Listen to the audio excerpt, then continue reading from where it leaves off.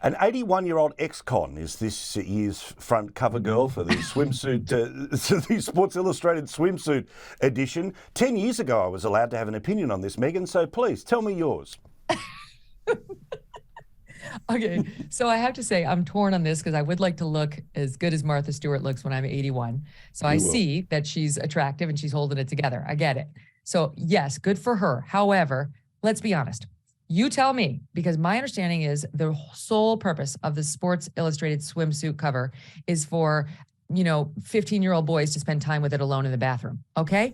I'm thinking the 81-year-old is not going to do it. I'm just, call me crazy, but I'm thinking the trans one and the 81-year-old are kind of like a you-know-what killer. And I just think, again, know your audience.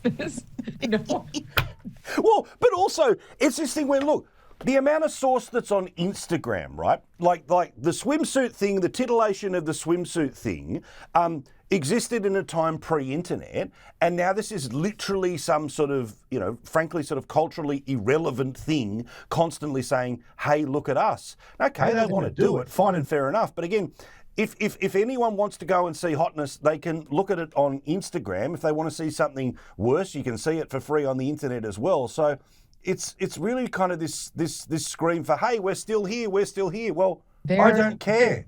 That's right. And they're woke. They need you to know that they're virtue signaling wokesters.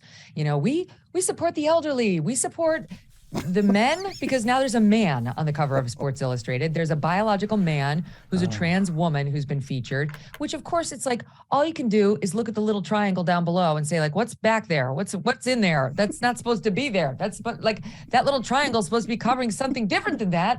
And what's going on up here? And how did those get there? And we all know how they got there. Why is a man, why is a biological man, why does he need to be featured in, again, one of the few spaces that used to be exclusively women's? There are men's magazines. Maybe there's a trans magazine. I don't know. It's not my fang. But why do we have to have a biological man now in a woman's bathing suit parading around on the cover of Sports Illustrated?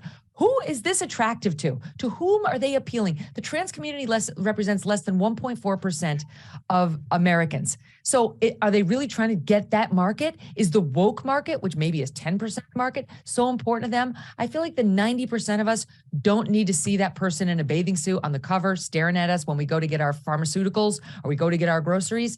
And so once again, it's a question of just virtue signaling in a way that could turn out to feel pretty gross for the consumer.